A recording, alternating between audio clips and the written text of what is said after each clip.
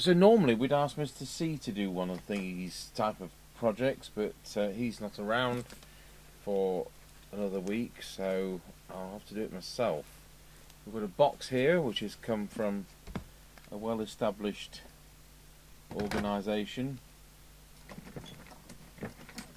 and that's Spectrum Communications, and this is a kit of parts. I don't normally build kits, we normally build things from scratch, but time is not on my side, so he's filled it with mouse paper.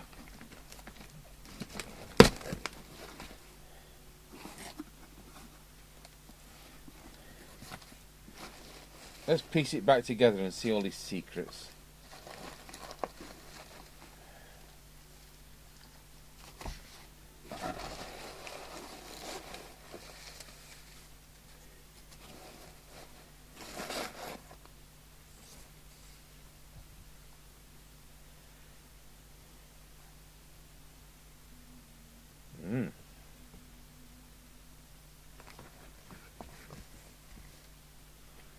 When I was at Nottingham Radio, we found a competitor going through the bins at the back, and Mr. Smith, the boss, said, "If you want to eat inside, I'm sure we can find you something."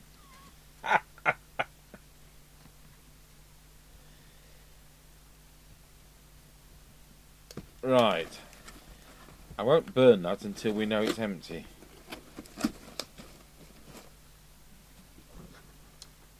What's this say? Yeah, that's just how much it was. As I say, we wouldn't normally do kits, but I want a fast result.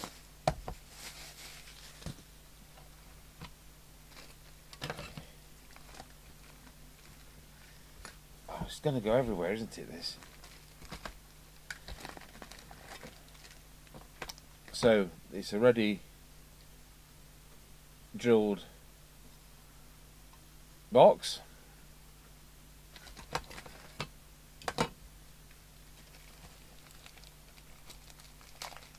So it looks like we've got a kit of parts to make up the printed circuit board, and then a kit of parts for the ancillary. And this is a preamp that we can transmit up, so it will auto switch.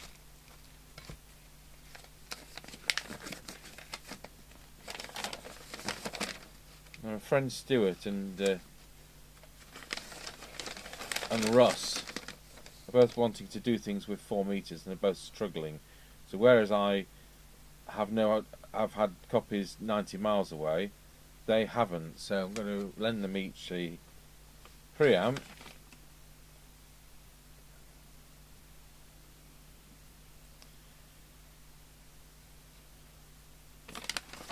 So we'll start by making the printed circuit board up. We'll worry about that later.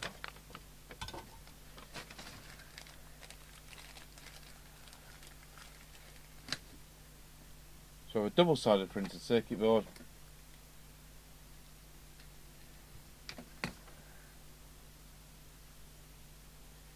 This works as a ground plane, because when you're on VHF, you really want to be doing this type of technique. So this is a really good way to do it. It's the right way to do it.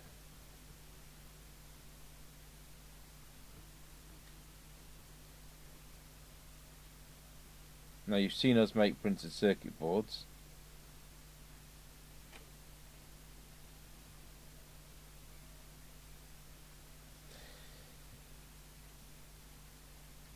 So what we will start with the we won't start with the relay. Traditionally you start with resistors.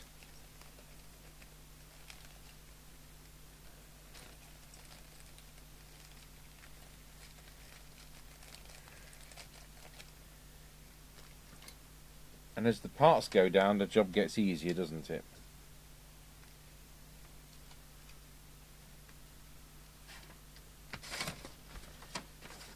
normally we'd test every part before putting it in, but this is a trusted source, so I'm not really worried about that. So that's 1K. We've got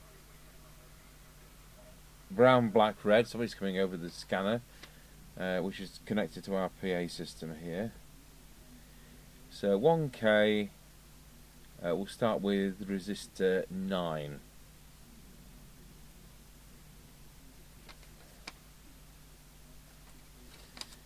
So resistor 9, 9 is there.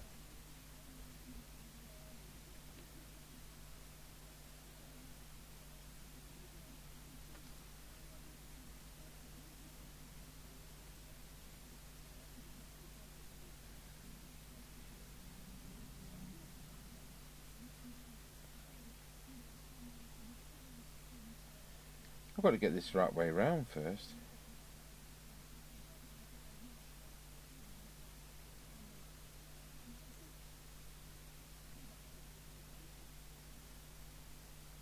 Now these aren't plated through, so if anything needs to be linked through, I'll have to do that. So I'll put 9 in. What's this one? Brown, black, brown, so that's 100 ohms, so that's resistor 7.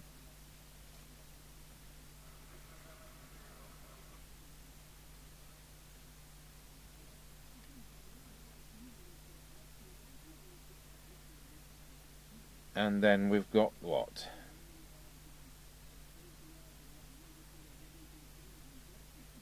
Orange, orange, red, so it's 3.3K, and so that's resistor 11. It's funny how they're all in the same area. So I'll now solder those up, and we'll pause the video and put a few more in. Right, so we've got a bit further on with it, and I've put in most of the capacitors, all the resistors, the diodes, and that coil was just there for placement because it was a bit ambiguous as to where things went. So I think we'll start putting some of the other parts in. Oh, what's that? Some kind of MOSFET. Certainly looks like it.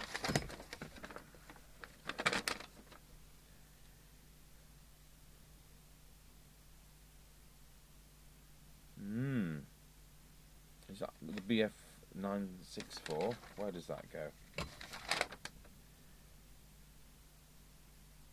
Transistor 1.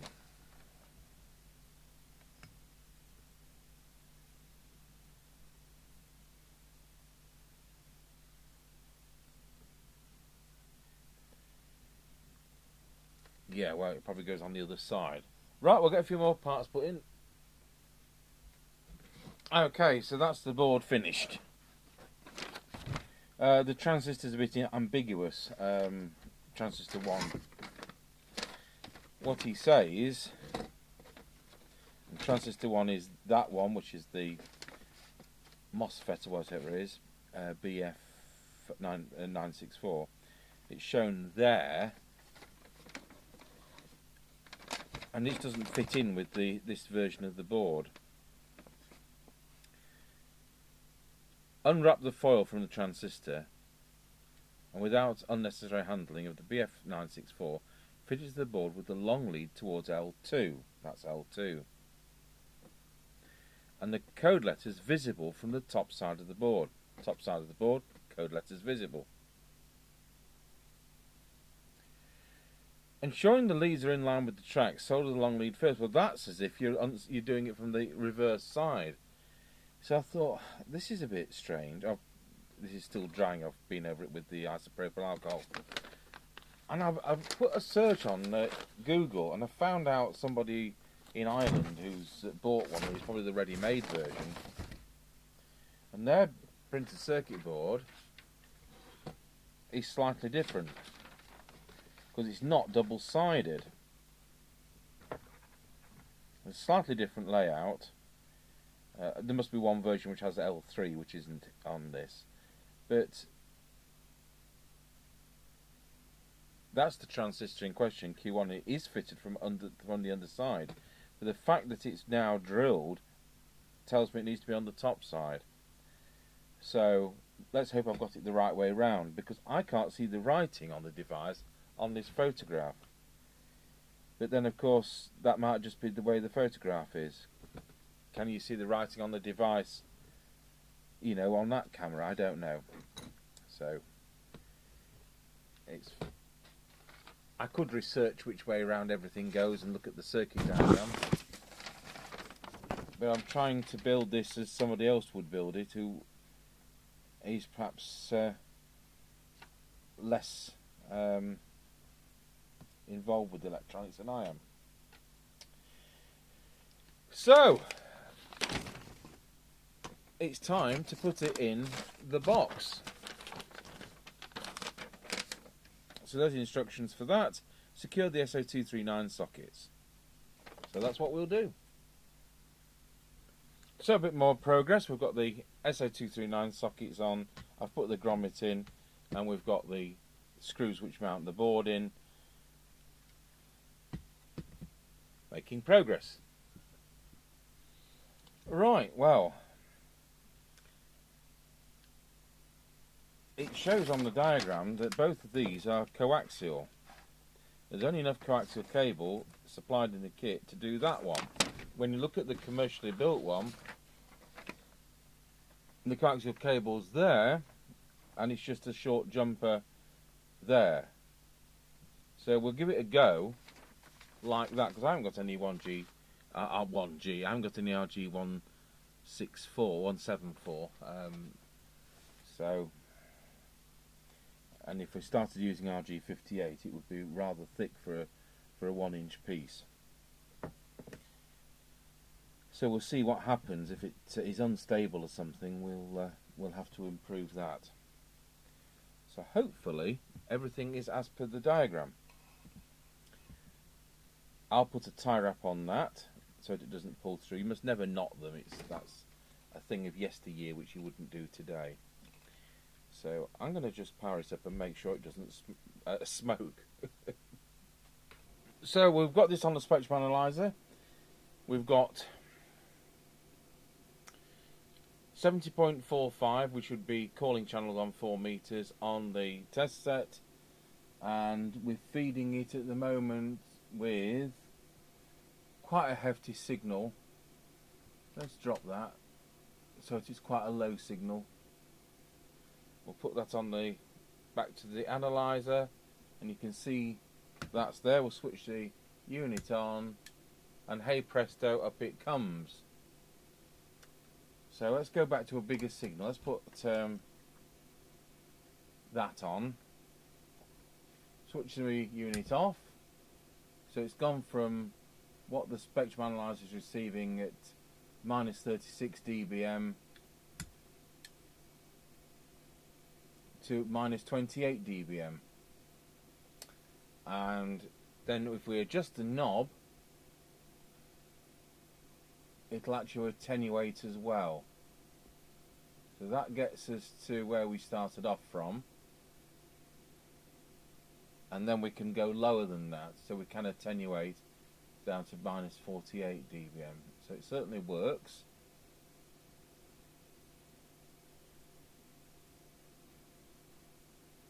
Apart from the LED on the front.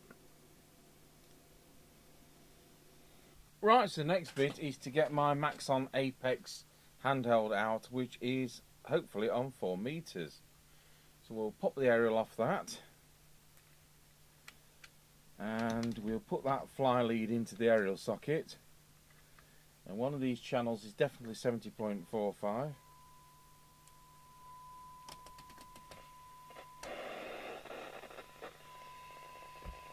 So there we are at 0.5 microvolts. Now that battery was last charged a year ago, and I've just put it on the charger for 5 minutes. So I'm going to key up just to see whether this is going into TX.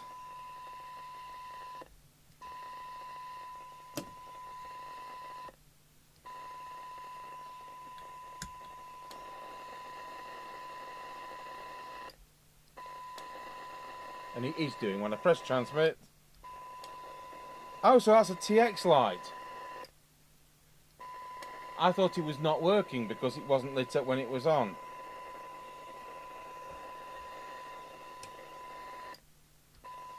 Okay. So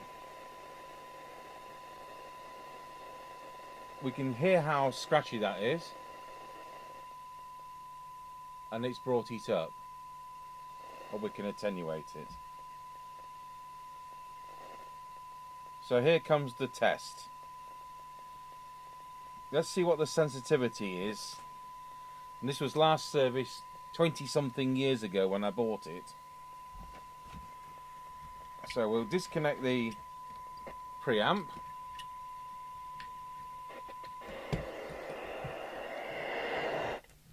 I'll just turn it off to save power for what bit's in it.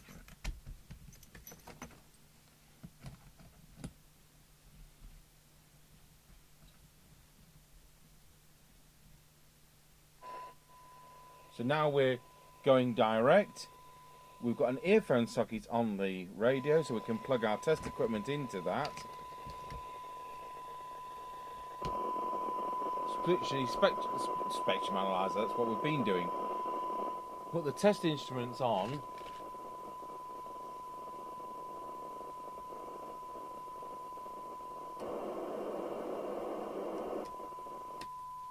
Actually, I think it's time it was serviced.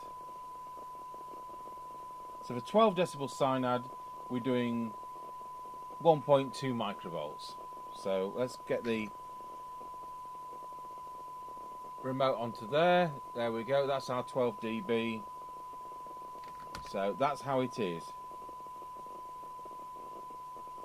So now, I'm not going to touch it, but we'll see what the insertion loss. Whoops, turn that back off again. We'll see what the insertion loss is when we plug this in. So I do really want to upgrade that left-hand connector to be coaxial, because that really doesn't help. Well, I don't think it does, even at this frequency. So there we are, we're plugged back in.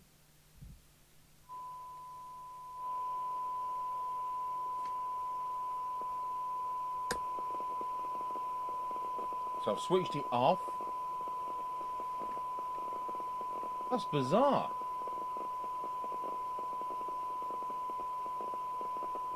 I'm getting better now with it looped through. 1.1 microvolts instead of 1.2, was it? Oh well. So now I'll turn this up to full and we'll switch the preamp on. And that's gone up to nearly 20. So now this is receiving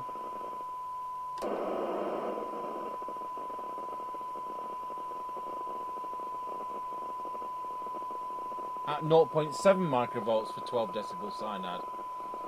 So we've gone from 1.2 to 0.7. Of course, I say that does need servicing. It's not been touched for 20 years. And then we can vary the RF gain if we so wanted to do.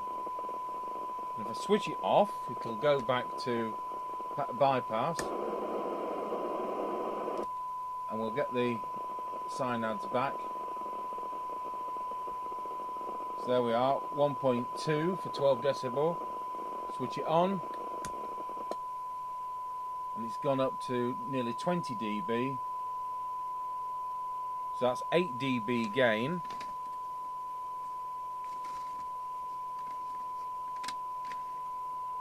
That's an excellent result. But I just think we can improve it by putting a bit of coax there, so I'll have to work that out. But there we have it.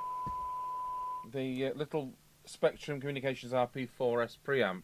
Now, it wasn't to showcase their product. I bought that. They don't know I'm doing this. This is because I needed a preamp. It could have been a magazine project. It could have been something ready-made from China. But I'd rather support somebody in this country, of course. And I think that's worked out quite nicely. And the only complication was that transistor wasn't obvious because they've changed the layout of the board, but it's clearly working properly. And I didn't realise that the power was actually transmit, so that's the only other thing which is kind of improved, I suppose. So we just need to oh, we haven't tuned it, have we? We've never tuned it. These inductors aren't tuned. I'm just winding up the video, we've not touched it. Right. So we need to tune it. So with about 5 dB on the... I'll just turn the volume down a bit.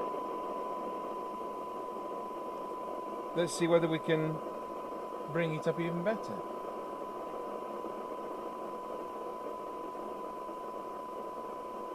Yep. Drop the attenuation again.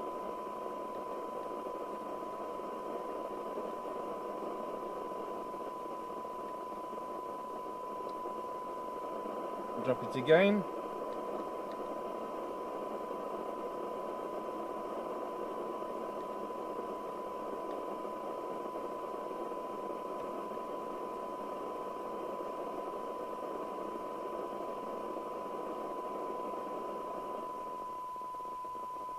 It's 12 and just make sure we're about there.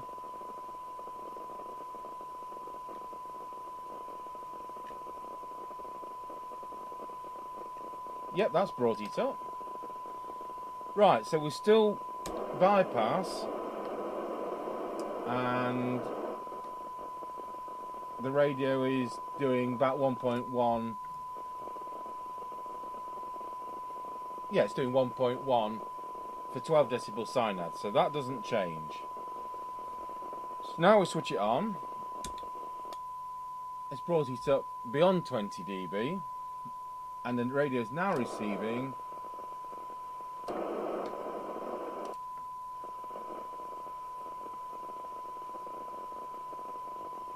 at 0.52 microvolts. So forget the 0.7, that's brought it up incredibly. So that's excellent, excellent result. So that's a bit deaf at the moment by today's standards, and I'm sure we can improve that. But the preamp would make it a useful radio. I don't know whether these are preset, supposed to be preset, because there's no mention in instructions of twiddling those, but that's fantastic. So that's a really good result. So I'll lend it to my friend Stuart and Russ and anybody else who wants to buy it and borrow it, and we'll see how it goes. So that's excellent, pleasing result. Right, so something different, another ham radio thing, and we've got a lot of repairs in, but they're all, the CBs are all things like Amstrad 900 and what else have we got? You know, it's all that Midland 3001. You know, we've done them loads of times, and with Mr. Chippy not being around, I don't think there's any point in doing videos on sets we've covered several times. I think we've got some other juicy ones. I've got a Midland, no, I've got Midland on the mind. I've got a Mustang 3000 on its way in, and you don't see many of those. And we've got a scrap one under here, and it hurts me to see a scrap one of those. And it's one that I bought at a rally for a couple of quid, and it was already smashed up. We don't generate scrap sets; we actually buy scrap sets. There you have it. Thanks for watching. Hope that was interesting, putting that together and finding it work first time, and works very well.